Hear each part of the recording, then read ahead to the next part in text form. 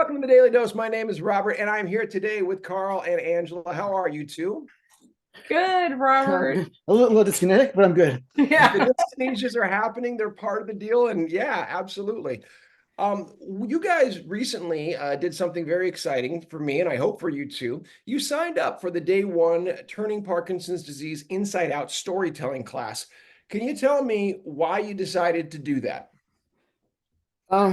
Want to explore my writing a little bit and delve into some a little deeper. Uh, see if I become a better writer. So what some people, this is so great. I'm glad you're positioned where you are. You have your book covers behind you. Both of you are already published authors, right? Which is great. And I don't know if I call myself an author, but yeah. I see your name there, Angela and Carl Robb. I do the publishing part. So some people might say, but wait a minute, they already know how to write. I heard Carl say something, and Angela saying, no, I don't.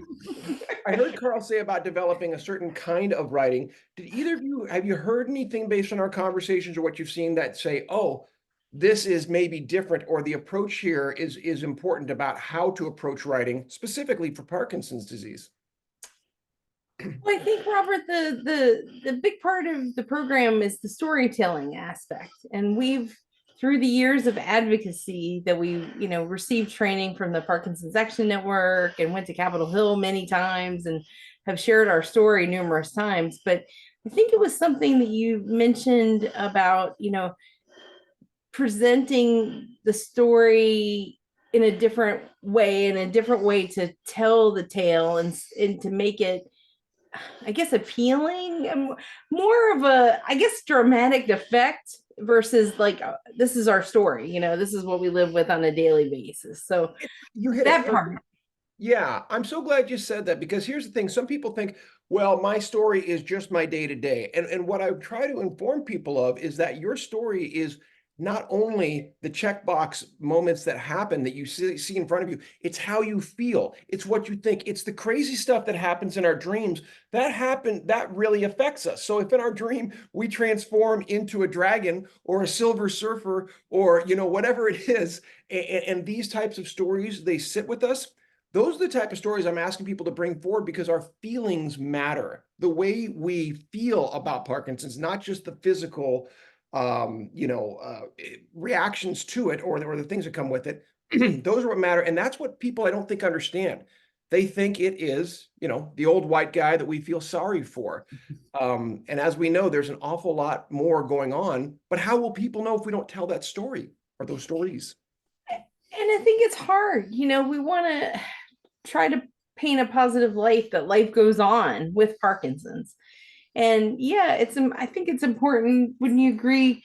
I think that's one thing that we've, with Carl's blog, I've told him, maybe we should put a little bit more of the struggle of the journey, which somebody just said they didn't like the word journey. That's a whole nother conversation. That's so deep. Yeah. Yeah, exactly. But I consider it a journey. I consider it a journey. And I'm wondering where this hate kind of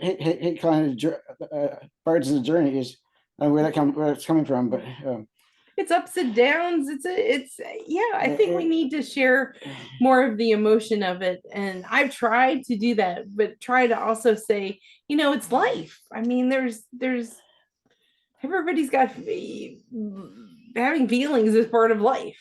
And we don't want to whitewash the whole thing. No. We want to tell the truth, but also tell the hope and positivity part of it, because that is what gets us both through many times, is the positivity. And the point that you have a choice how to live your day. If you choose to be negative, your day's going to be negative, and you still function with Parkinson's, and you can still do a lot of things you want to, but or something in put in place of what you Well, there have been times where people said you're too positive. Yeah. I was like, Yeah, but that's Yeah. how we kind of get through.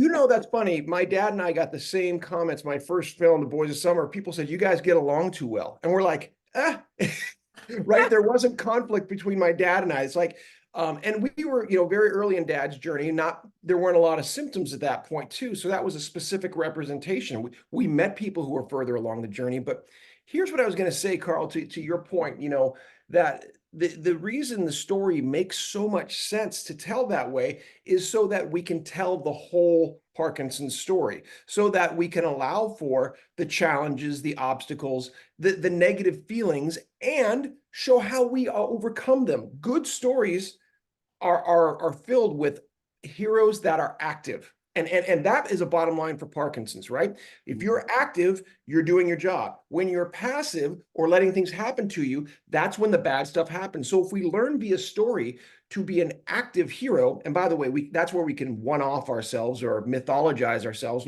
make a shadow version of ourselves for the paper.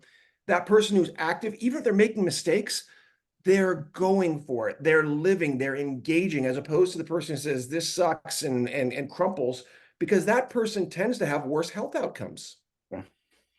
They really do. Doing something is much better than doing nothing. That's right. And here's the power. We're doing it together, which is why I'm so excited you guys are joining us. And anybody who knows Carl and Angela and wants to spend more time in the room watching a great movie, Pixar's Inside Out, and seeing things you've never seen in it, because I promise we're going to look at it differently.